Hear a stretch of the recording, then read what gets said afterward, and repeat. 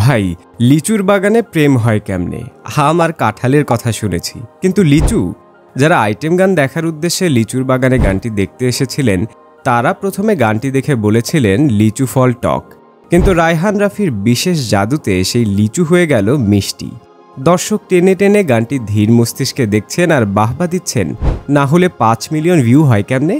তবে রায়হান রাফি কিন্তু বলেই দিয়েছেন এটা আইটেম সং না, আসলে এটা একটা রোম্যান্টিক ও দেশজ গানের একটা ফিউশন।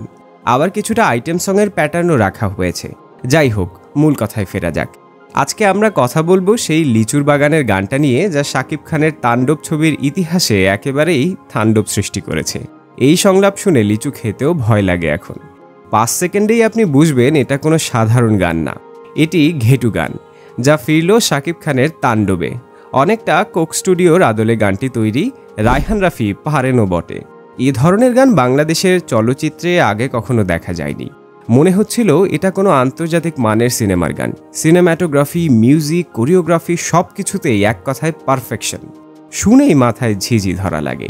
কিন্তু একটু ভালো করে শুনলে এটা শুধু গান না, একটা সংস্কৃতি রক্ষার বিপ্লব। এই গান কোনো আইটেম গান না ভাই, এটা একদম মাটির গান, একেবারে লোকজ ঘেটু গান, যেটা শুনলে মনে হয় হঠাৎ যেন কোনো ঘেটু বালক টাইম মেশিনে চড়ে এসে তাণ্ডব সিনেমায় ঢুকে পড়েছে।